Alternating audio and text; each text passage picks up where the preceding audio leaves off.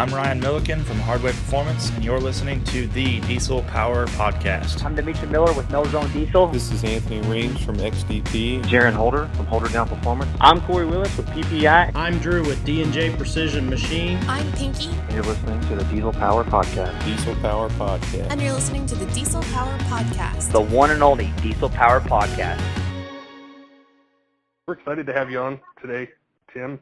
And Comp D is one of those places where when a lot of us think of diesel performance, it's where it all started.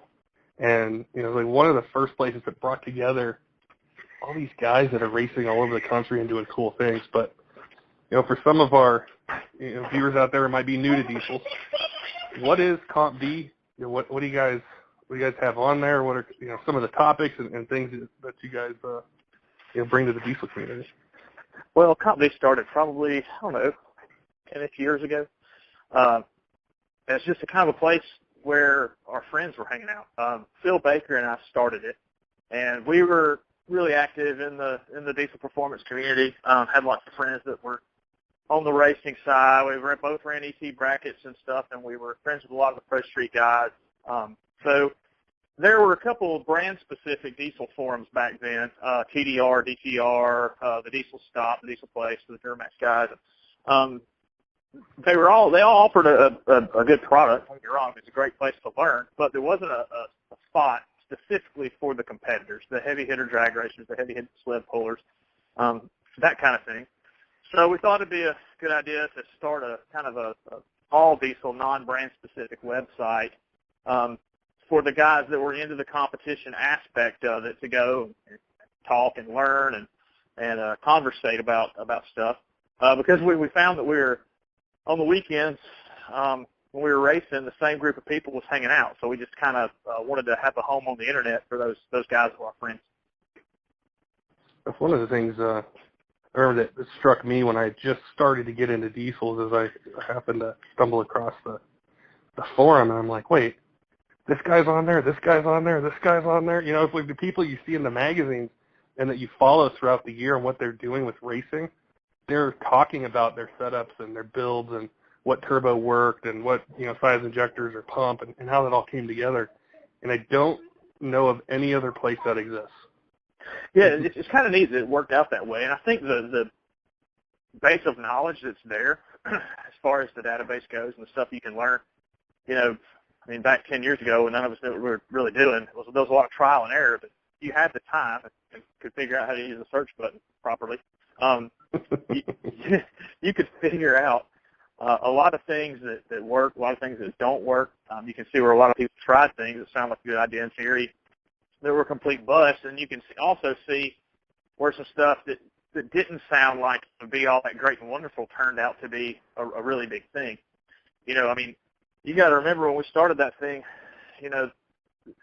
we didn't have the technology back then that we do now as far as turbos and injectors and stuff like that. A lot of the injectors we were using were rudimentary or, not terribly refined, spray patterns out of the bolt. They were real big. They made a lot of power. They were just hot, non-drivable or whatever. And you had twin setups back then that were fairly expensive that performed well for the time, but now you've got singles that are just as efficient.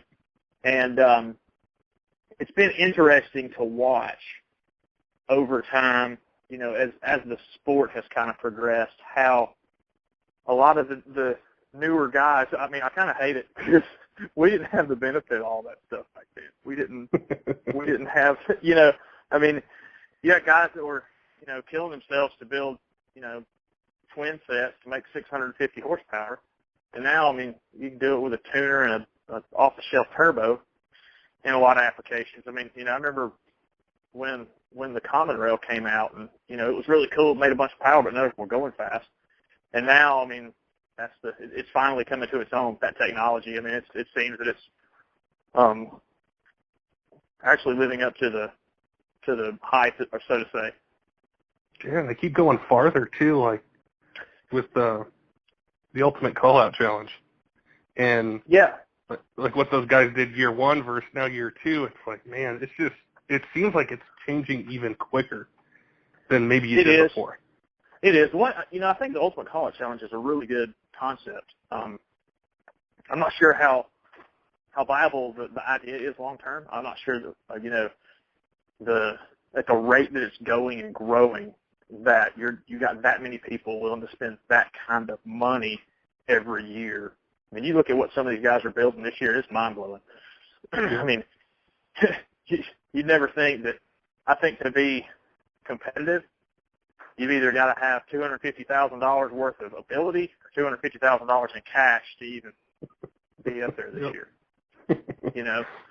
And it'll be interesting to see long term how that event turns out, because I don't know how it'll be tough to keep a field growing. I think if you're going to do something like that long term, maybe next year you have unlimited LaVon Miller, Jeremy Wagler class, and then maybe you have a class that's a little more budget minded, because people aren't going to come back every year to watch 16 trucks dyno, 16 trucks make single passes, and 16 trucks sled pull one time. And for the event to be successful, you got to have the show. That's what I've always said. You got to cater to your competitors before the show. But as soon as it's time to drop the green flag, it ain't about them anymore. It's about the people in the stands, because they're the ones that are paying the money to get in and to pay for the purse and to pay for the production show and all that stuff.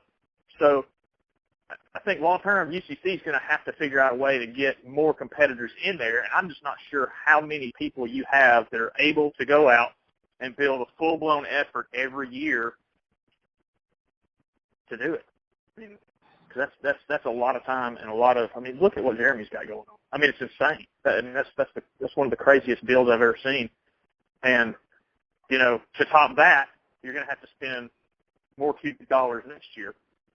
And I know the economy's doing a lot better than it was 5 or 6 years ago, but I mean that you're really going to have to have some new entrants into the market in order to make the deal sustainable. It's really interesting you say that, because it ties together a few different things that some of our other guests have talked about, like Dennis Perry, Ryan Milliken, a bunch of other guests. Is the show, the atmosphere, and trying to build that, and relating it back to Comp D is you guys are it's a user selected, basically, like the topics come from the members. The direction comes from the members. It's not like marketing, like you guys market a specific thing. So you get to hear it all. You see, the guy who jumps on, like, what's the best tuner, or talking about Jeremy Wagler's insane build that he's doing. Mm-hmm. What kind of perception or feedback are you seeing, as far as what the diesel community is like now here in 2017? Which direction are they pushing? Is it, more towards these kind of builds? Is it that, emission-friendly, DPF on truck that makes 600 horsepower? What are you guys seeing on Comp D? It's interesting. I would say ask me that question again in a year, because I think we're kind of at a tipping point right now, for the future. On the one hand, you've got some super serious numbers being made on the strictly off-road competition side of things. That being said, as you know as well as anybody not living a hole, there are a lot more shops, manufacturers getting correspondence from government agencies and whatnot. And it'll be interesting to kind of see how that's handled. We're kind of in a weird spot. We're kind of like at the spot now that we were at in the late 60s and early 70s when they started mandating emissions on gas vehicles. And, gas vehicles from 1970 to probably the advent of the LS1 motor were pretty much turds, unless you pulled it all off. Yeah. Now, the diesel platform, we're seeing some pretty big numbers on emissions-equipped vehicles. The problem with it is that the longevity of a vehicle with that crap on there.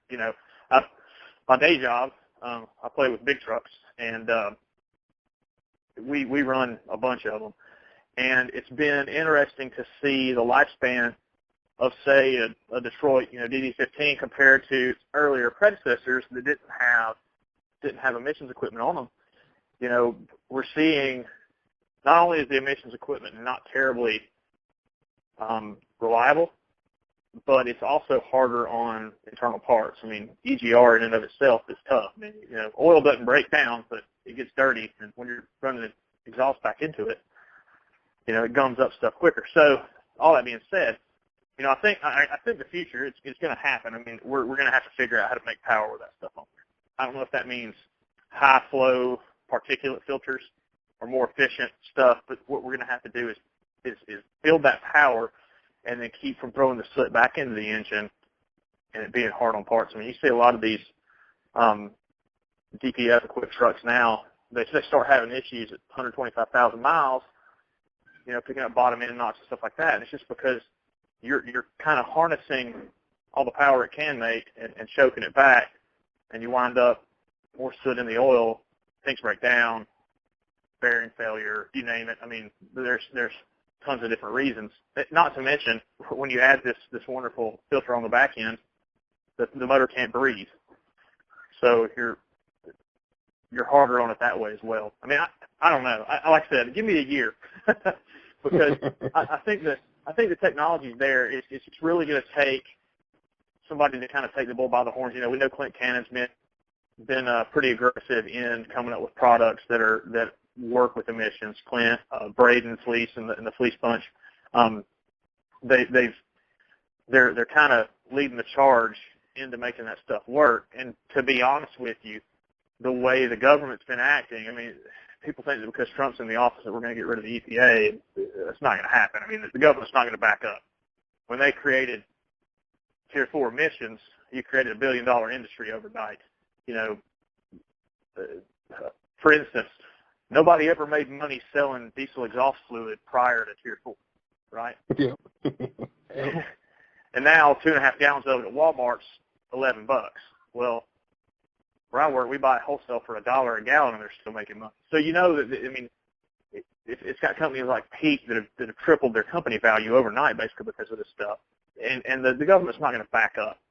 They're not going to say, oh, well, we were wrong about all that. I mean, it's just not going to happen. It's already there.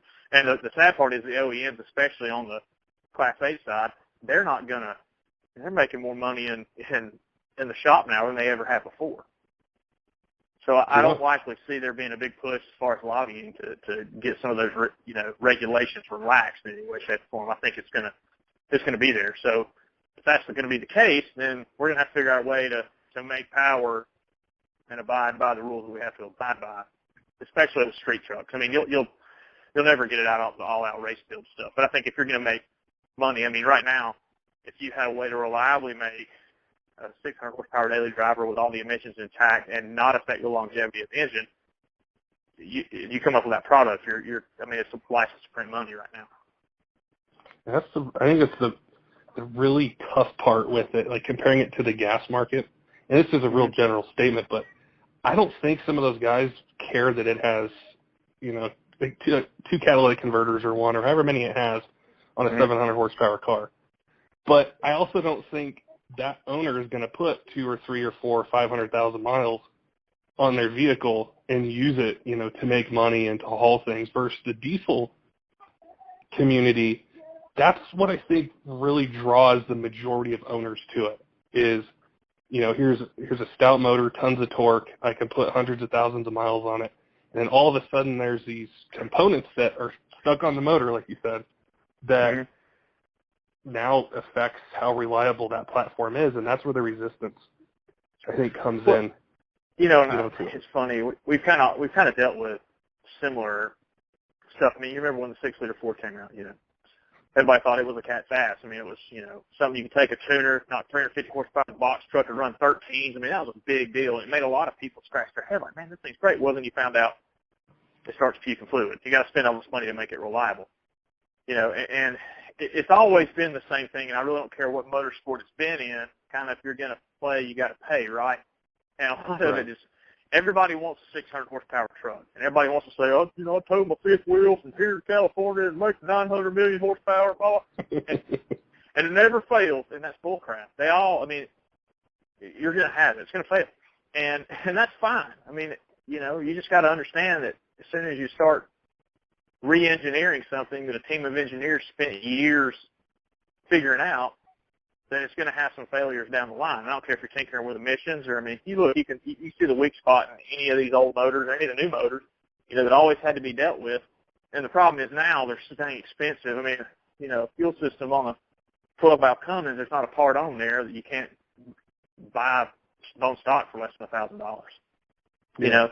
Well, you go lunch a freaking fuel system on a 674, and that's $7,000 repair. So, it's one of these things. The other thing is, too, you get a lot of guys in now that don't have the understanding of how everything works, especially some of these, I'm using air quotes, like so-called tuners, that they don't know what a base file is. They just know that I can turn it all the way up to 11 and the truck goes fast, and you get failures that way. And without having that big understanding of how the whole system works, you're going to create reliability issues in the future. And the cool part about it is, we sit back and make fun of them on the internet, and we do quite often. But it's one of those things that the group on Comp D, we've been around together for a long time, and it's really like a brotherhood. I mean, I've got friends on that website. My friends for life. We go hang out on the weekends when we're not racing, and we go vacation together, and we do all that stuff. And it's cool that community's kind of brought it all about. Where now you get some of these guys that really don't know, and they don't have a home on the internet for it. I mean, their source for all things diesel performance is Facebook, which is terrifying for a couple of reasons. One, Mark Zuckerberg has no way of knowing if somebody that's out there is being truthful, right? Where somebody comes on Comp D and posts something that we know is BS, they'll get called out before anybody spends money on it. I do love that about Comp D. Well, yeah, but it's kind of that way because it was one of the first places where people would get called out for it. I mean, their feelings get hurt on the internet a lot, and they get hurt on Comp D on a daily basis. But it's basically because you got guys that have been around doing this stuff since the late '90s, early 2000s, and they're not. I mean, they're not hearing it. It'd be like somebody coming in and trying to say that they've reinvented the wheel when you know that their stuff's not completely round, and that's about, what it's got. And the funny part about it is I think it's probably, over time, it's probably cost us some entrance onto the website because people are so quick to get on there and make claims, and they get called on their BS, and they want to go cry to mom, or they never come back. And the fun thing about Facebook is, you can go on Facebook and lie all you want to, and if someone says something cross with it, then you can just delete it. It disappears. Yeah. You can control your own content of your own page there, and nobody wants to step into the old boxing ring and get their hands dirty anymore, or as much as like they do on Comp D. I think it's funny. We've had some people that have left us, for lack of a better term, over time, and they're still running their mouth. They just want to do it in a situation they can control. Which, I mean, heck, I don't blame them. If I was full of it and I was getting called out on it, and I wanted to, scratch my own back a little bit and have people sit back and tell me how awesome I was, Facebook's the greatest platform in the world for that. And some people are narcissistic enough to have that all the time. Others who are members of the community, they welcome the feedback, I guess. And that's one thing. Nobody on Comp D is above reproach, if that makes any sense. Well, the thing for consumers, for truck owners, why we wanted to talk to you so much is because you're right. Social media, whether it's Instagram, Facebook, whatever it might be, it's just an echo chamber for whoever's speaking. And that's great, as far as like getting information out there or people who like that, you're drawn to something. But these builds and putting together a truck, they're not cheap.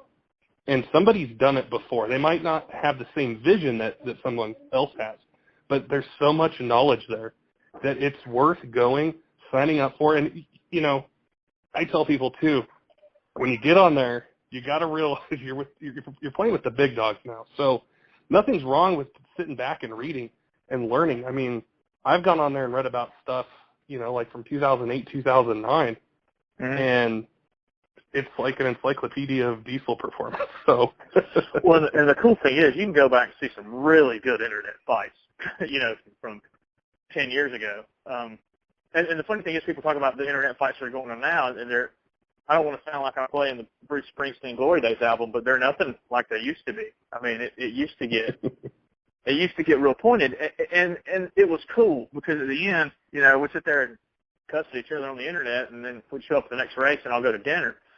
And now people's feelings, they get kind of hurt, and you hit the nail on the head talking about some of the social media stuff being an echo chamber. What people have to realize is there's a difference between discussing what you're doing and having a commercial for yourself. And your social media sites are basically a place where you have a commercial for yourself. And then you let the people that want to slap you on the back and tell you how awesome you are comment, people that are naysayers, and you just delete their stuff. It never happened. If it gets really bad, you can delete the whole thread. It never happened. Well, on Comp D, if you're going to go out and say something, you need to be willing to back it up. And if you're not willing to do that, then you can't really cry about it. I mean, you can't run out on the playground and say I'm the baddest dog out here and throw a couple punches and then not expect to get hit back. And you see that a lot on the website. And like I said, I'm sure it's probably cost us some members over time, but the question you have to ask yourself is, do you want these nitwits there? If somebody's willing to not be truthful about their product or about what their product does, or not be truthful about their results, okay? I ran a 9. Oh, really? Well, show me a time slip. Well, I forgot it on the way home. Well, then you didn't do it. I mean, I'm sorry. I don't care if your 15 friends from different states say they were at some dumpy track. It didn't happen. And, it's not really we're not being mean. We're just trying to hold everybody to a little higher standard, I suppose. I mean, if you want to go out and claim it, you got to be able to back it up. It's funny to say, but in no other motorsport do people get away with it. It's not like somebody can come out and say, hey, I ran the fastest IndyCar lap ever. Oh, really? Well, do you have proof of it? Well, no, but I did it. Well, I mean, did you really? I mean, where's the proof? And everybody expects our little corner of the diesel performance internet world to have a different standard for that. And I don't think it should be that way. No, you're right. I think that's the next kind of evolution in all of this is it's got to grow up quick. There's so much talent in it between builders and manufacturers and racers and everything going on.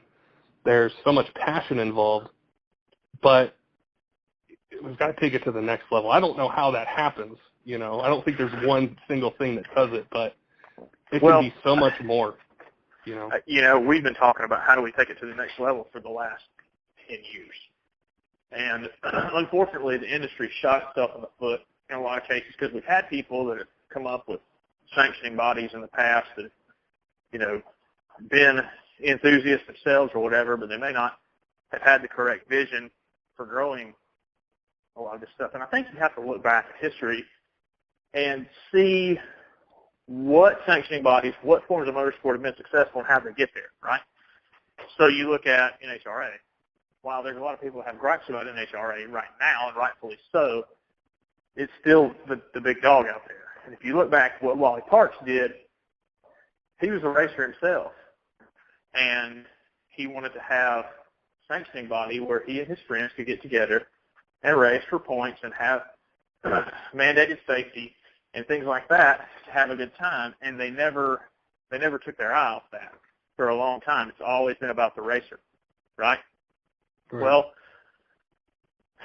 there's some now defunct organizations that lost sight of that. It became about $1. Well, at the end of the day, if all you're doing is chasing advertiser dollars, you're not catering to your racers, you're not making a show, right? So if you don't have a bunch of trucks there, you're not going to have a show. If you don't have a good show, people aren't going to pay to watch it. And if people aren't going to pay to watch it, then sponsors aren't going to pay to sponsor the show. So you got to kind of sit back and say, who is it you cater to? And you said you talked to Dennis and Ryan, and they're right. I mean, you cater to your racer to the point that it's time to like I say, turn on the Christmas tree, and then it's about those people in the stand. And if you can't keep a bunch of trucks in front of them and have a decent pace of show, people don't like to watch cleanup equipment for hours and hours. People don't like to have long breaks between rounds. And we're notorious for that. I mean, the diesel races just in particular it's a hard show to put on. You talk about going to any of them, when you're running ET trucks with, mud grapplers and BF Goodwrench, all-terrain tires, they tear up the starting line. They don't rip the rubber off, but they wad it up, right? So you have all these little, like a chewing gum wall, all these little bumps. So the slick tire cars can't plant all that slick on flat rubber. So you have to go behind those guys with a knife and cut it up and re-prep and all that stuff. The track prep from the ET classes to Pro Street, Pro Mod, you can't just one size fits all. So you prep your track, you run your big tire stuff, and you kind of work your way down to ET, and then ET wads up the track, and then you got to prep it again. And the other part that's, about that, when you go to an NHRA race, they never have anything that's not a slick tire. So their time between rounds for prep is half of what we have to put up with. And it's a tough thing to handle. I've been playing in the booth at races since 2006 or 7, I guess. And that's one thing that we always try to chase is how do we deal with that 30 minutes of track prep that we know is coming, and how do we keep people in the stands? Because when people get in the stands at 10, they start to get bored if the show is slow by about 2:30. I mean, you've been to races before that run well into the night. How many people are in the stands at 9 o'clock versus 1:30, 2 o'clock in the afternoon? It's hard to keep them interested unless they're just that hardcore. And if we're going to grow crowds going forward, you got to keep that guy there all day. You got to have that nonstop action. You got to, I hate to sound like I'm pushing a monster truck event, but you got to have that Sunday kind of, you'll pay for the whole seat, but you only need the edge kind of show to keep people interested. Now, ComD, you guys sponsor some events, right? So you see it from the enthusiast side, and then also being involved in these. But right. I know there's a couple that you guys do every year. And yeah, we've been a sponsor. We've been a sponsor at TS since the beginning. At Shide since probably mid 2000s. Several different regional and local events. A lot of times, if it's if I'm able to, I don't get to do it as much now that I'm a dad. I have a lot more responsibilities. But back in the day, I'd go anywhere and call race from the booth. Because it makes it easier on the track staff when you got somebody in there that knows the people that are racing. And we do that kind of stuff to try to help just to bring people, whether that's, just talking about it on the website and getting the word out there, or whatever it is, because I want to see it grow, much farther than it has now. But we have to be careful to avoid some of the pitfalls that, some of the other kind of motorsport-specific enthusiast sort of niche categories have done. You can look back at the import crowd. They used to have NOPI events, and, they had TV and this, that, and the other. They don't have events anymore, really. They're relegated to running with whatever class it is against their V8 counterparts now. And I hate to see that diesel go that way. I think if, in the future, you got to get the diesel people to understand that, people will pay to see us as long as we bring the freak show, which are the big tire cars and stuff like that. But it's real hard to get somebody. And this is the same for NHRA, because you go and look at their Sportsman Series and they don't have the big crowds. I think it's cool that they have $1 million bracket race, right? Have you ever seen that thing? It's awesome. Yeah. But they don't have a big crowd for it because the stuff isn't fast, and to the novice drag racing fan, they don't realize how hard it is to bracket race, right? But all they know is it's not nitro powered and it doesn't go 300 miles an hour. And you see a lot of those same things with the diesel stuff too, and as far as Comp D goes, we can try and push as much as we can, but at the end of the day, we're all super, super big enthusiasts. The guys on Comp D are going to be there at 10 o'clock at night. You know what I'm saying? Yeah. And the question, I think, is how do we get the person that's never seen or heard it before to come that first time and buy into it. I mean, we've been pretty good. I don't know a single person that's got a diesel pickup truck that didn't get his first, decent modification done to it, learn how to blow smoke all over people and do burnouts and stuff, and didn't think it was the coolest thing ever. How do you keep that guy into it? How do you get that guy to spend more money? How do you get that guy to go race every weekend? And it's tough because of a couple things. The cost to campaign a 10-second car isn't too bad. You can build and run a 10-second LS car relatively cheap. To build a 10-second truck, it's a little bit more of an investment. So, I don't know how much cheaper we can make parts right now. I don't know, or install parts or whatever. That'll be the interesting thing to see how it goes there forward, because, we always said when the 24 valves and the 7.3s got cheap that all the kids would jump in. Well, now those kids are in this truck. Those kids are buying common rails now. How do we keep it to where the common guy can go out there and run? And that, the thing that hooked me way back when was, the utility of having a pickup truck, a diesel truck, being able to go hunting, fishing, tow something, but then also to have that power and in some ways be able to compete with something a 7,500-pound truck shouldn't compete with. And that's almost like the gateway to it, And, that's the challenge. Man, it's like that first time I tried crack, I'll tell you. I'm just kidding. But that's it. I remember in high school I'd run around with a bunch of guys, and everybody, we used to street race and stuff, Mustangs and Camaros and whatnot. Everybody had a mullet, and it was really cool. And, the first time I jumped in a pickup truck that could run that quick, I was like, this is the most insane thing I've ever seen. I mean, here I am driving my buddy's 2000 model Dodge Dually, with an Edge comp box on it. We're just ripping the clutch anew and every time, but it was so freaking cool. I just thought, man, this is insane. And so it wasn't 3 months later I had a Dodge, and I was tearing up a transmission. And luckily I was at a point in my life where I could afford it. If I'd have found something like that when I was 16 years old, I'd still be in bankruptcy court. There's no doubt. It's interesting to see how it's evolved just from that standpoint. I mean, I was kind of around when blowing smoke on people was cool, Yeah. And now we're the same guys that are sitting over in the corner, like, shouldn't do that, and I'm guilty of it. I mean, I'll stand there and say all day long that it's killing the sport. It probably is, but I mean, it's fun to do every once in a while. We can't sit here and lie to ourselves. I mean, that stuff was cool, and all those old internet videos you see from India in 2005 of people doing burnouts behind the hotel, shutting the town down and all this crap. We can't get mad when these people did the same thing at Shide in 2017. I mean, we kind of blazed that trail for those guys, so we can get mad about it, and like there's a spot on the website where we make fun of people who do it, and that's fine. But we can't forget that we sort of blazed that trail,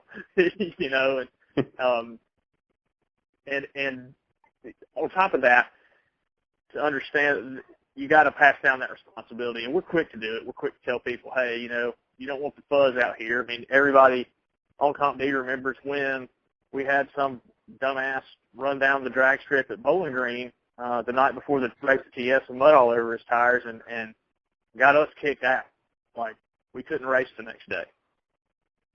And they probably remember how we had to slam all those people into the sled pulling track that evening, and a facility that was designed to manage those people from probably 4 in the afternoon to 10 at night. And we had that many people there at 12 o'clock in the afternoon.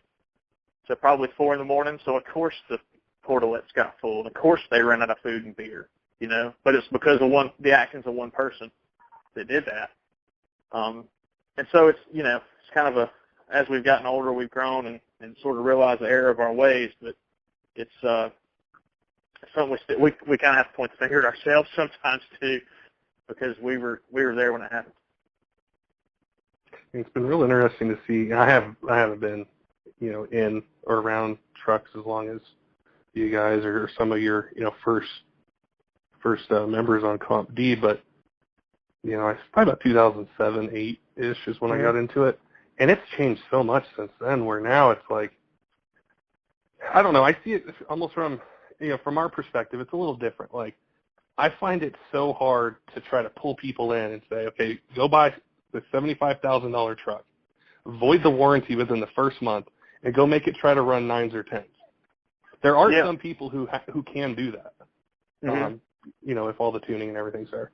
But it's like you said, when those guys are buying common rails now, who were buying VP trucks. Well, it's like trying to make it affordable, I guess. Well, maybe not affordable is the right word, but just not have to spend $250,000 to keep someone interested in it. More economical, yeah. More bang for your buck. It's funny you say that, because I think when it first started, the only people that could afford to buy a diesel truck were people that had a decent amount of money to begin with, It wasn't, they've always been expensive, compared to your level of income, brand new trucks anyway, right? So what you saw was that first round when people finally figured out that, hey, this 12-valve thing is pretty cool, we can go fast with it. It wasn't like those people were broke, and it wasn't like they were 16. They were kind of established, a little older, had a little bit of age on them. Some of them had successful businesses and stuff like that, so they were able to take a truck and dump a pile of money into it to make it go fast. Well, now a lot of the enthusiasts, I'm using air quotes again, see a lot of these guys that are getting into it, I don't know where the money comes from. Me and Roy Slaughter have always said you can't hide credit, and it's the truth. You see a lot of these guys that get in there, man, and they got a truck sponsored by Visa. And, I remember when I got my first built transmission, it was an economic undertaking. I had to save my pennies and do some wife convincing, sell a four-wheeler and all that stuff to afford it. And now, and there's some shops that have in-house financing, 90 days, same as cash kind of stuff, And the problem with it is, like I know, as soon as you get your first built transmission, you're just going to find some other way to break the truck. Yeah. And it's kind of a, make power, break, spend money, repeat kind of deal. And I hate it that we haven't, gotten to that point. I think there is a certain point where you can make a bunch of horsepower, enough to kill you reliably, and have it every day. But, it's almost like heroin, man. You see these guys that get on it, and they can't stop. And I think that's why you see a lot of the people that enter the scene, and they build a truck, and they go out, and they really rip it up for a while, and then they start to realize the toll it's taking on their personal finances, or maybe their business finances, or maybe even their personal life at home. And I've been very fortunate that I've got a wife who's like the most awesome thing on the planet, and understands that, I run off on the weekends and go play with my buddies, but at the same time, you can ask anybody, you don't see me at the racetrack near as much as you used to. Part of that's because I've got a daughter and everything else that's going on. But, any form of motorsport, you start throwing money around at some of this stuff, and it reaches the point where you got to make sure you're taking care of stuff at home too, and sometimes, I've seen guys who literally have horsepowered themselves into divorce, and they got trophies on the wall to prove it, but they've also got a, $900 a month child support payment or something like that. And at some point you gotta make a decision, and that's the tough part for a lot of it. And like I said, I don't think it's just diesel specific, although it's far too easy to do it with a diesel. So like I said, you can't buy, well, I guess you can now. You can probably buy some LS car, a 5.0 Coyote, and make stupid power for a couple $100, but still, you take a pickup truck, bone stock, right? Let's just go buy, well, you can't do it with a 17.67 Ford, but you can do it with a 16, and a programmer, and be at mid-5s horsepower-wise for $1,000, or a common rail. The power they can make on stock parts is just mind-blowing. And it's not hard to see how slippery that slope gets. You start off and it's cheap, and then as the deeper you go, the more cocaine you snort, the more you want, so to speak, and it gets people in trouble. I've got friends that I used to see at the racetrack a lot, and I don't see them anymore. And it's kind of the same thing. I guess we grow up, we get wise to it, and it's keeping that fun that we used to have. I mean, there's not an event that I go to where people don't sit around at some point and we get, 12 beers deep and there's somebody saying, man, you remember the good old days when we didn't have to put up with these nickel pipes that were blowing smoke? I'm like, you do realize that was us, right? We were doing the stupid stuff. But it's interesting, and I don't think there's one answer, to be honest with you. I don't think there's just something we can say, well, this will fix it, and this will help, keep people spending money in the industry and keep pushing the industry forward and keep pushing the racing and all that stuff forward. I think a lot of it falls on shops, and having shops that are reputable and that are there for the long haul. Because I'm sure some of your customers and everybody else have been to some of these places that don't know what the hell they're doing. They sell a bunch of bolt-on stuff. They work on somebody's truck who's really got the wherewithal to be a contributor to the sport one day, but because they've had a bad experience with some shop that hosed them, they'll go back to playing with LS cars, or they'll go back to playing with Mustang. That's 100% right. It will end the diesel enthusiasm passion really fast when something bad happens. Yeah, and that's the thing. You got some of these shops that they'll jump off in builds and they don't have a clue as to what they're doing. I mean, any moron with a decent set of tools can install twins now. Now whether or not they work, or anybody can. The bad part is anybody can write a tune, and I'm using that term very loosely.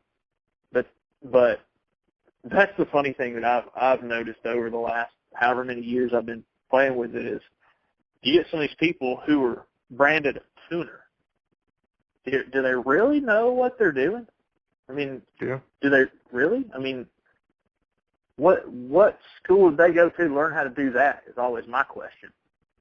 And I know there's not one, but, you wouldn't go to a dentist who just, watched a bunch of people clean teeth, or read a book on the Internet, I mean, and I think some of that falls on the consumer, too. And the bad part about it is, too, everybody's wanting that deal. Everybody wants it cheap. And how many times have you seen somebody say, well, man, my truck's blown up because my tuner had something going on. Why'd you use him? Well, man, he was $300 cheaper. Yeah. You're talking about a $70,000 pickup truck. I don't want cheap. I mean, No. But it happens. It happens every day. In the transmission world, it's the same thing. It's like, this. You take somebody who's been there, done that, built hundreds or thousands of them, has proven what it can hold in their particular vehicle, and then they're like, oh, well, this guy down the street is like, $2,000. I'm like, you're not getting a 1,500 horsepower 48 RE for $2,000. But they'll do it, and they'll end up having to spend money to fix it, and it's horrible. Like, I don't enjoy hearing those stories, but yeah, it happens all the time. And the funny part about it too, I don't care. The parts are a big part of what makes up that transmission. Don't get me wrong. But all things being the same, you can't just put parts in one and expect it to live. It is every bit of how those parts are installed. Who set up the valve body? How is it set up? Is the converter matched for what you're trying to do? Is the tuning correct for what we're doing? Is the turbo going to work with that converter? I mean, there's a lot of moving parts to what you got going on. And when you start talking about something like that, you start talking about an 800-900 horsepower truck, setting up a transmission and getting everything to work together, that's not the time you start trying to save $200. I mean, now, and I'll say this, you spend all the money you want to, and it doesn't matter, 15 minutes of dumbass behind the steering wheel can tear up any of them, and we all know that. None of them are completely bulletproof. But that being said, if you spend the right money with the right people, you can build a 900 horsepower and drive it every day. I know there are some people that will say, I've got the world record, blah, blah, whatever, 11 million horsepower that I daily drive and tow all this crap with. We all know that's just, you always have to be wary anytime you hear claims that are being made that are, I'll get a little bit out of the ordinary, but a lot out of the ordinary. I'm always quick to kind of call it on and ask for proof. But there are ways to do it. The funny part is not everybody wants to spend money to do it right. And that's where, like I said, we unfortunately live in the world now where my mom's basement diesel performance is a real thing, where, I don't own a house, but I own a truck that I bought a tune from somebody else, bought the program on how to write my own tunes, and I'm just going to turn it up to 11, and I'm going to live in mom's basement and use my garage to put your turbo on, right? And you have to see it every day. You're competing with that guy, Yeah. Luckily, I'm not in that. I don't do it for a living, so I don't have to worry about it, but it's got to be terribly frustrating. And I see, I talk to some of these shop owners, and they're like, man, you know how bad it sucks to sit here and you get the tech calls and you get to fix a lot of the problems that, I sit in my underwear on the Internet Diesel Performance shop installed for you, or you get the phone call, people ask you about all this stuff, and then it gets bought off eBay, and then they call you back and expect you to fix it. Yeah. And on the one hand, it's got to be frustrating. On the other hand, it is more business for the reputable shops. You know what I'm saying? Well, it is because, like, when we started this, there's hundreds of places to buy any number of parts. Right. I've got maybe 3 to 6 places for, say, turbos or transmissions or tuning. And, yeah, there might be somebody cheaper, but I know if this file doesn't load in, I can get a hold of someone and they'll help the customer with it. Or we need to set up a custom transmission for this set of compounds. This guy's done it. He knows. And that's, it costs a little more, but when shit hits the fan and the eBay stuff isn't working, there's nobody who's going to help you. You're SOL. No, and the bad part is, too, and I've seen it in the last several years, where somebody will buy something off eBay that is brand X Diesel Performance parts, right? Let's just use Patrick, for example. Okay, I bought a Patrick tuner off the Internet. Did you buy it from Patrick? Well, no, I got it from eBay, but the guy that I bought it from said it was his stuff. Well, do you really know? And then is Patrick supposed to worry about it if it gets sold out of the back door, from some other kid? And you got to be vigilant when it comes to that kind of stuff. And it sucks that the shops are having to put up with it and having to deal with that kind of stuff going on behind closed doors. Not just stealing your name or stealing something, but you also have to put up with, well, so-and-so said it was better than that, and I can buy it $200 cheaper. And then you get every idiot on the planet with a dang Visa card that can get an account with a distributor, and they don't know what they're doing when it comes to the install. And how do you deal with that? There's a lot of moving parts, and it sucks, man. Just from what it is, I think the biggest thing when it comes to being a shop is really and truly the game has gotten to the point now where your reputation is everything. Because the guy that buys the cheap stuff the first time around when it blows up, the second shop's going to be his lifetime shop. And you just want to, you kind of want to be able to hold his hair back while he throws up and wipe his tears, and point him in the right direction. That's still something I do to this day. Is I've been lucky enough to be able to talk with a lot of shop owners over the last 6 or 7 years, and I'll get somebody who calls and they want to build, and I'm like, okay, well, I can help you with most of it, but I need to get you in touch with this guy. He's 20 miles from you. He's done this. You can go, look him up on these YouTube and these race results and everything. You need to go visit this guy, and that's where I think the relationship building and knowing in these different areas, who does what, who can help. You have to have that competent shop. And I tell them they're not going to be cheap, but if you're going to dump $30,000 into this thing, this is where you got to go. And well, the big thing, you just hit the nail on the head. When you're not sure if you can do it, there's a lot of people that can't swallow their ego and point somebody in a different direction. Yeah. And I hate to see that from the consumer standpoint, because a lot of companies will oversell their ability in a lot of situations, And it's funny, I've asked people before, who did so and so, and they'll name some shop, and I'm like, really? You didn't know he was building transmissions these days? Like, pretty sure the last time I saw him, he was having trouble with that hood safety catch. But okay, I hope it works out for you. And And you see that, and I think a lot of it too, as shop owners have to kind of understand that I may not be the best guy for the job, but if I push some business to my buddy over here, he may push some stuff and turn back to me. And a lot of the stuff that we've seen over the years where you got these guys fighting because they're all swimming in the same pool, I think you can grow the industry a lot more quickly by helping each other out. Because the truth of the matter is, and you know it as well as I do, most of the reputable shops, you know, if they're a big power stroke shop and somebody comes in wanting Duramax work, yeah, they could sell it to them and do it at a cheaper price, but can they keep it reliable? And it's just a lot easier to say, you know, hey, I've got a buddy that specializes in that. Why don't you call him for this? And then, you know, he's going to reciprocate it down the road.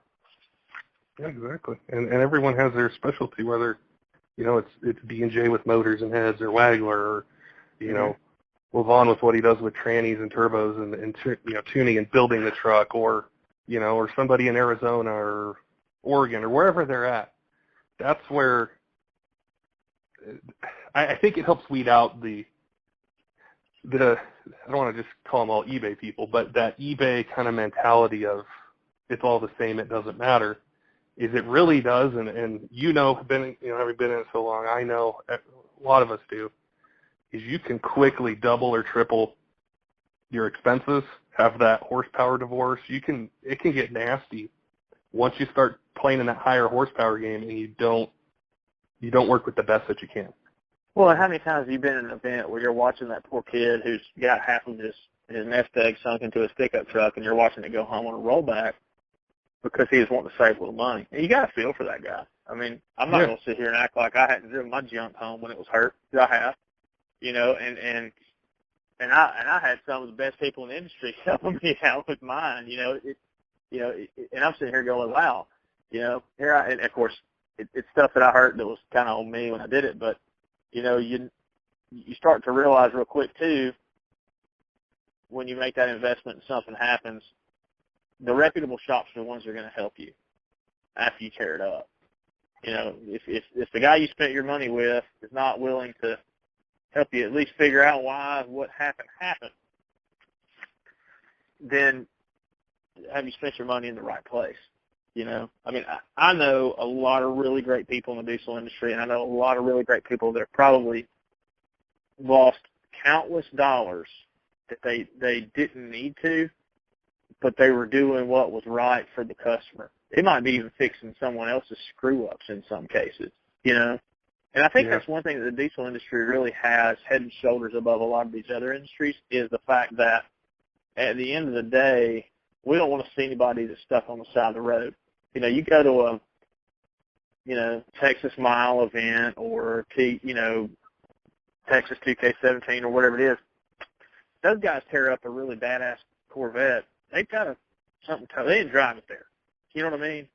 Yeah. And a lot of times in the diesel industry, I see these guys who drive halfway across the country to go to an event. They'll tear something up in running a ET bracket race. And if that truck's not running Monday, that might be what's hauling their equipment back to the farm or their hot shot trailer or whatever it is. It may just be driving them to work. But at some point in our industry, our play toys, we still drive every day a lot of the times, you know. And taking care of those guys that rely on it is paramount, I think, for what we do. And you know, I've seen it a lot of times, and you'll see, you know, you get on the website and you'll see, you know, hey, does anybody know anyone in such and such? I've got a friend whose junk's down and he needs help. And our industry comes together a lot more quickly, I think, than others, because we know that a lot of people's, you know, kids' meals depend on that truck. It's not just some redneck out having fun on the weekend. You know, I mean, it's not like it was back years ago when everybody was playing with Mustangs. You know, we tore something up, and you didn't have to drive that thing to work every day. That's why I think it's so important for, you know, our listeners and you know, our fans on social media and other places to go sign up on CompD, and because there's so much of this knowledge that's there, it can not just educate, you know, people on their trucks, but see the history of it, see where it's going, see the latest and greatest things that are happening, like before they hit magazines or before they hit a Facebook page. A lot of it's discussed there. There's threads on that website about like, hey, there's supposed to be a magazine called Diesel Power coming out. You guys believe this? I mean, it's crazy, you know. It's funny. You talk to historians about anything. You kind of, if you want to know where you're going, you kind of need to look where you came from. And we have a searchable database, unlike our friend Mark Zuckerberg at Facebook, where you can go back and look at where it came from and see, you know, kind of the evolution of how everything's going. And I'm not trying to sit here and plug the web. Well, man, I am kind of trying to plug the website, but I don't want people to come sign up just if they're not into it. I mean, you have to realize that it kind of comes with a warning label that, you know, if you get on there and act like an idiot, you're going to be called an idiot. As long as it's cool with that, I'd love to have everybody there and see, because I think that's what's missing from a lot of this stuff. I mean, I'm a member of these groups on Facebook, and a bunch of it's just fluff. I mean, they ask the same question 47 times. You can go to Comp D and hit the search bar and type it in, and it's right there in front of you. Yeah. And the other cool part about the Comp D that I don't think you can really find anywhere else is the fact that we can get in a freaking mudslinging fight quicker than anywhere on the planet. And I love them, man. I go and read them and just rehash them. It's like watching an old movie, you know? Yeah. I mean, it's kind of like watching, you know, on Sunday afternoons when Shawshank Redemption's on. You know, you just kind of flop back on the couch and, you know, watch it. And we're really good at it. And the funny thing is now we've seen a lot like this shift to social media. People get on the social media and they get in a really good fight, and then like 15 minutes later it's forgotten about. And it was like yesterday, and I don't want to bag on Ryan Milliken. Lord knows I've known Ryan for a long time, and we give each other a bunch of grief. But he called out Tony Rizzi last night. Did you see that the night before last about the first round of TS? No, I didn't see that. Yeah, pretty cool. He called Tony out and said, hey, first round off the trailer, me versus you, $3,000. Right? And that's, you know, if you follow radial tire racing or anything like that, like a good grudge race is awesome. I've always loved it. And I remember years ago when Wade Moody and Greg DuPron, Doc Boy, got into like a 3-month bench racing session to have a grudge race at TS. You know, it was probably the most built-up grudge race on the planet at the time in the diesel world. And, you know, we saw that this weekend with Ryan and Tony, and that's a race I want to see. I mean, that'd be really cool, watching a little green car versus Tony's little truck. It's really awesome, you know, seeing these two guys line up. But you kind of sit back and wonder, is that really going to happen? I mean, Facebook has the shortest memory of anything. And now, with the state of social media and the Internet like it is, nobody's got a memory past the last 15 minutes. So, and the thing about on Facebook, unless we keep commenting on that thread or keep talking about it every day and starting a new thread, we're not going to get anywhere with it. Well, on an internet forum, it's going to stay near the top, you know, especially with people commenting and jumping on. And I think that's something that people need to get behind more. You know, if we're going to have a grudge race, let's have us a grudge race and get it done. I mean, I'll be there to call it, so I hope that all parties involved are serious about it. But I think it'd be great to have a bunch of people stacked up on the starting line to see how this thing goes down, especially the first round of qualifying, because you know, like I do, that a diesel drag race, the crowd really doesn't show up till about the second or third round. So if we could get a reason for guys to get in the gate early, it'd be really awesome. It'd be a hell of a race. You going to come down to TS this year? I'm hoping to make it out there. Yeah, I've never been to TS. It's one of the ones I've always wanted to go to. And so I'm trying hard. It'd be great to see just the venue of it, you know, and a lot of the guests we've had on the podcast, I've met a lot of them in person, but not all of them, you know, because we're spread out all over the country. I know TS is one of those events everybody goes to. So it's a great time to meet, you know, old friends, new friends, hang out, you know, have some beers. I remember a couple of years ago I was there and I was drinking beer with people from Canada and Miami simultaneously, which is really cool. It's one of the few events you can do that, and it's one of the few events anymore that people will travel to great distances to race at. You know, you have your big sled pulling events. You got Shad, you got, you know, Bowling Green, Ohio, you got stuff like that where you see a lot of pullers come into town. But TS for the last several years has kind of been the Daytona 500 and the drag race side, And, I mean, years ago, that was the only race outside of an NHRA venue that Gale Banks showed up at with his truck.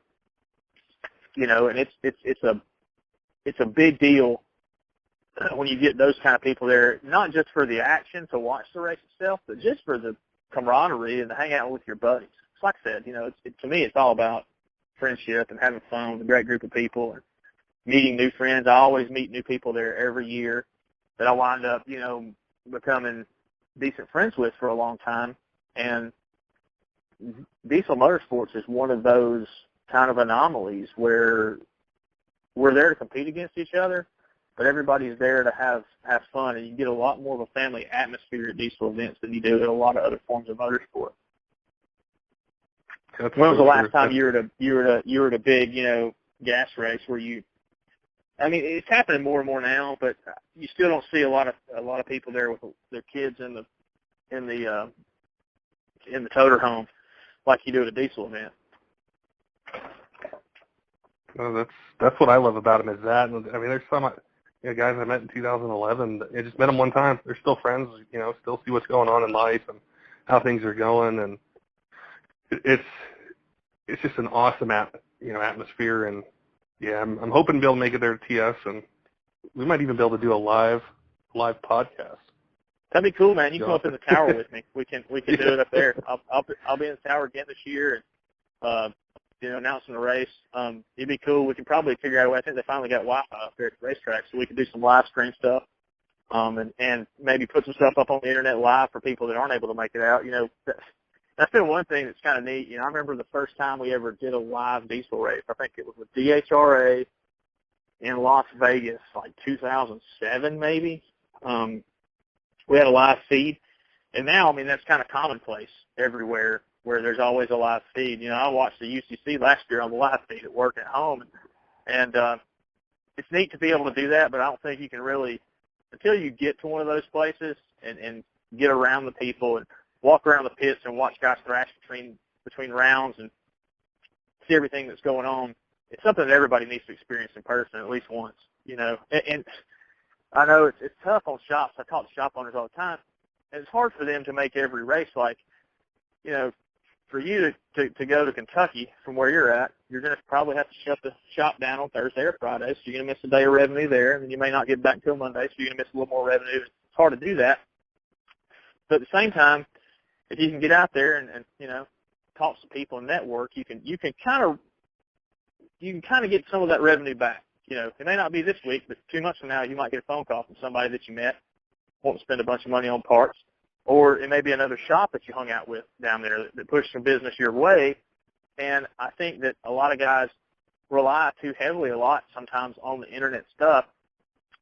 And the cool thing about diesel motorsports is that we're still kind of a man-to-man, let's make a deal on a handshake kind of community, and where everybody kind of knows each other. And once you get in that circle, it kind of opens up a lot of different avenues you may not have had before. And that's where, and I'm the worst at doing it, but I make fun of these guys that just kind of sit in their underwear on the internet and sell parts all day. And there's a reason they're not in business very long in a lot of cases, and it's because they don't get out, they don't network, and they don't learn. And I think that by going to major events like that, you open up a network that you've probably never seen or had before just by making new acquaintances. The art of networking face-to-face is getting lost, and it's not just in our industry, it's nationwide. I mean, I don't know how many big companies now, if you don't get your resume submitted through some website or whatever, you may not have a shot at getting the job unless you know somebody. And going to an event or a race like that is a place for you to meet somebody, to meet these people. And that's what a lot of guys are missing out on. And that's what I hate to see is, well, I'm way out here in Arizona, and it's tough for me to get to Kentucky. It may be the best, $1,500 you ever spend for your business. And I encourage, not just for TS and not just for Shad, but races in general. I mean, you sell a lot of parts on the internet, don't get me wrong, but you make a lot of long-term connections by going to events, meeting other racers, meeting other shop owners, and networking with them that way. Oh, you're 100% right. Those are the strongest relationships I have in the industry are, guys that I've met in person. I've met Ryan Milliken and Tony Rizzi, and guys, at Auto Works up in New Jersey, or, guys at Scheid, or all these different places, or like Ben Shaddy from Dunright Diesel. He was at the ATS Dyno Day 3 weeks ago. See him, hi, handshake, and there's, installs and things like that I can send people there. I sent a motor job to Kingspeed, long-time customer of mine. I know those guys can take care of them. They're 5 minutes away. And that's where it's beautiful and it works, Yeah, and the other cool part about it is it's light work when you go to these events. You're having fun, You're not out there just to do the business. And you're out shaking hands and shaking babies and drinking beer and doing all that fun stuff, I used to always tell people I'm out here, kissing hands and shaking babies, but that's what you got to do in order to grow your business. And I'll sit back and see where it's come from the early 2000s when I got into it. And back then, man, you had to travel so far and you had to do a lot of stuff. And there's so many events now that are cropping up in everybody's backyard. And I encourage everyone to support them. Even if you got beef with the guy that's putting it on, it's still a show, and it's still, a rising tide raises all ships, so they say. And, our industry has been snake bit in the last several years because of personal vendetta. I'm not going to support this event. I'm not going to support that shop. Well, we're never going to get it together and grow the sport to the size we want to see if everybody hates each other. And I'm not saying that there's not room for rivalry, because I think that's what helps push the show along. But let's have our war on the racetrack or on the sled pulling track as opposed to on the internet all the time. That's why I like grudge racing. That's why I love what Ryan did with Tony. And let's go out first round, $3,000, see who's the man. You know what I'm saying? That's where we get a lot of that stuff from. And that'll bring a lot of people in. If we can get that live on the internet, that'll have a lot of people watching. And the bigger the rivalry, the more people are interested in seeing it, the more people will show up and support the events, that buy the parts in the vendor alley at said event to help the shops that are there to grow their business. And it helps. And I think, as competitors, it's really good for those guys to show up, especially at local stuff. It's like what Banner's doing with his all diesel day. Louisville, Kentucky is a great area for diesel performance. It's never really had a big event there, right? And that thing's growing, and it's growing big. And you see, more and more people showing up. That event's growing. I want to see it get even bigger, maybe even become an ODSS point stop. That'd be awesome to get a lot of those guys there, because, heck, man, if you start talking about making it a point stop and then you bring the pro mods and the dragsters and stuff, something like that, your crowd's going to get insanely large. And so growing smaller events, I remember the first time TS had an event, and there were a few Pro Street trucks there and a bunch of bracket trucks. This was years and years and years ago, but you see where it's gotten to now. So they all start somewhere. And I think as competitors, especially long-standing competitors and guys that have big name rides and big name shops, they need to support that local stuff to get it out there. Yeah, some of these promoters, they may be a little crossed up and they may not understand it, but back, 15 years ago, none of us knew what the hell we were doing either. So you got to kind of help push that along, to make it bigger. I was really impressed with what they did at the Diesel Thunder event a couple of weeks back. They had a really good crowd for that, and that thing's just going to continue to grow. That's a hotbed down there, and who doesn't want to go to Florida in early March? Yeah. There's things about every event, and I can sit and nitpick for months about things that anybody does wrong in a race, because Lord knows I've made a lot of those mistakes, at some races that I've helped help run or put on or whatever. And, at the end of the day, if the community comes together, helps to push that forward, then we're all a lot better off. Okay, man, it's an exciting time in diesel performance and what's going on and what you guys have built for a long time, over at Comp D. And I can't encourage people enough to go over, check it out. You're gonna enjoy it. And once you sign up, and it's called the staging lanes, right? That's where the fights go. Right. That's where it all goes down. Go to the staging lanes, sit back, open a beer, put your feet up, and just read, because there's some amazing shit on there. search anybody's name, and there's going to be a thread about them, and we'll all watch each other fight from there. And maybe next time in a month or two, we'll get back together on the podcast, and we can rehash some of the good, fights that we've had there, and maybe I can provide a little insight into some of the backstory that might have created some of that. Those are the juicy details, man. Man, I'm telling you, it's funny. You hit the nail on the head earlier. You mentioned transmissions, and I can't tell you how many fights I've seen on the internet since 2000 over transmissions. I mean, it's crazy. And the funny thing is, we were arguing about it, 17 years ago. We'll probably argue about it for the next 200. But it's always fun, and I really appreciate all the members, because really and truly, like when we started Comp D, we were probably the last non-corporate owned large diesel site on the planet. Where Phil and I still own it. We're privateers, and we built it for a place for our buddies to hang out, and that's kind of been how we've always looked at it. I don't care how big it gets. At the end of the day, it's still about the competitors, and that's why it's there. It's a place for them to go on the internet and have fun and talk about anything. I mean, we got threads there about how to cook barbecue and where to go fishing. And I think there's a thread right now like where the best tacos on the planet are. So it's not just all transmission fights. I mean, there's a lot of other stuff that goes into it, but it's all about the enthusiast. It's a home for that.